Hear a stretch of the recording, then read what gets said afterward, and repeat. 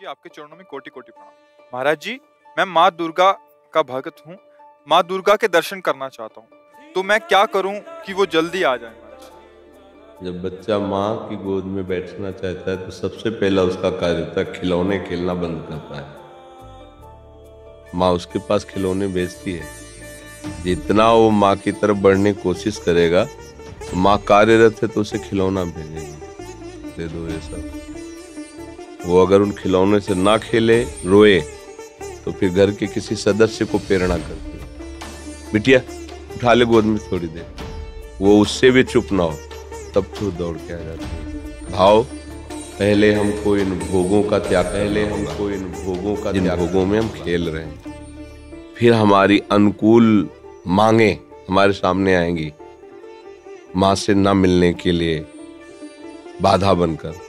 हम उन मांगों को भी जो सोचा था, चाहा था, वो मिले पर हम उसे स्वीकार न करें और रोते ही रहें, तो फिर माँ नहीं रुक सकती। हो तो वात्सल्य में पुत्रो जायते क्वचित पितु माता ने, फिर वो आकर के साक्षात।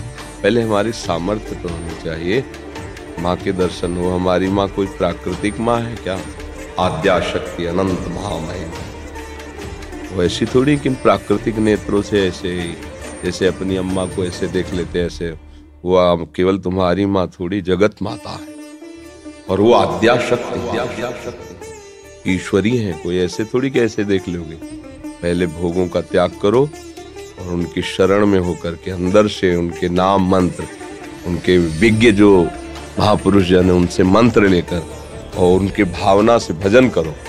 माँ का साक्षात्कार रामकृष्ण परमहंस जी ने जब सिद्ध हो गए तो माँ का दर्शन को खिलवाड़ है। फिर कृष्ण और काली में कोई अंतर थोड़ी उन्हें दिखाई दे, पूरा जगत उन्हें भगवत स्वरूप नजर आए। तो माँ का साक्षात्कार मतलब ब्रह्म साक्षात्कार। माँ कोई प्राकृतिक माँ थोड़ी है कि ऐसे ही गोद में बैठ जाओगे। उसके लिए ब्रह्म स्वरूप होना पड़ेगा।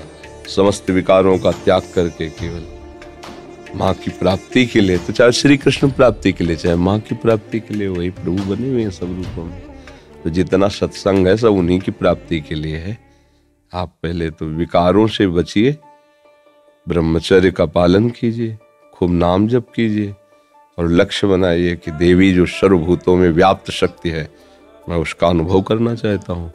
वो आ जाएंगी, कृपालु हैं, कृपा करके दर्शन दे। देवी प्रपन्नार्थ हरे प्रसीद, प्रसीद मातर जगतोखिलस्य, प्रसीद विश्वेश्वरी पाहि विश्वम, त्वमीश्वरी देवी चरा चरस्य। हे देवी, आप ही चराचर रूप में विराजमान हो। आ गई ना सिद्धांत, सर्वम खलविदम ब्रह्म वासुदेवा सर्वम। आ गया ना, एक ही बात है, वो तत्व एक ही है। चाहे उसे माँ कहो, चाहे पिता कहो, चाहे दोस्त कहो, चाहे प्रीतम कहो, वही सखा है, वही प्रीतम है, वही माँ है। तुम जिस भाव से बजोगे आ जाएगा। तो मैं वो माता च पिता तो मैं, तो वही शिव है, वही शक्ति है, कोई दो तो है नहीं। वही माँ है, वही पिता है। आप माँ भाव से बजोगे, हमारे प्रभु माँ भाव से आ जाएंगे। पर उनके आने के लिए जो स्वागत तैयारियां करनी है वो हमें करनी है। हमारे हृदय में जो अभी कूड़ा करकट वासनाएं हैं हटानी पड़ेगी। तुम नाम जप करे और भाव से चले, तो तुम्हारी बुद्धि में ही प्रकाशित हो जाएंगे। या देवी सर्वभूतेषु बुद्धि रूपेण संस्थिता नमस्तस्यै नमस्तस्यै नमस्तस्यै नमो नमः। विराजमान हो जाएंगे बुद्धि में। देख मैं आ गई। उनके प्रचंड तेज को कोई सह सके, तक भजन के द्वारा अंतःकरण निर्मल, उनके प्रचंड तेज को सह सके। वो शिव शक्ति है, अम्बा आद्या शक्ति है, वो शिव शक्ति है।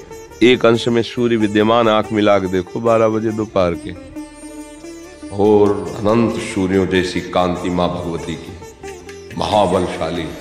त्रिभुवन में कोई पैदा नहीं हुआ कि अपने स्वरूप में आ जाए, उनसे आंख मिला लेते। भगवान शंकर भी चरणों में लौट गए नहीं लौट गए। ये बात ध्यान रखना कि ये माँ कोई ऐसी माँ नहीं है प्राकृतिक, ये आद्या शक्ति चिदानंद माँ है। ये ऐसे थोड़ी सी चुनरी और नारियल चढ़ाने से तुम्हारी कामनाओं की तो पूर्ति कर देगी, लेकिन साक्षात्कार होने के लिए फिर अपना अस्तित्व मिटाना, अपने अस्तित्व का बलिदान करना होगा। अस्तित्व का बलिदान, पूर्ण समर्पण और उन्हीं का केवल चिंतन, आ जाएंगे। क्योंकि वही है, दूसरा कोई है नहीं। हमारी दृष्टि में सब एक ही परमात्मा है। उसे किसी भी नाम रूप से आप पूज कर प्राप्त कर लो, वही है। दूसरा कोई है नहीं।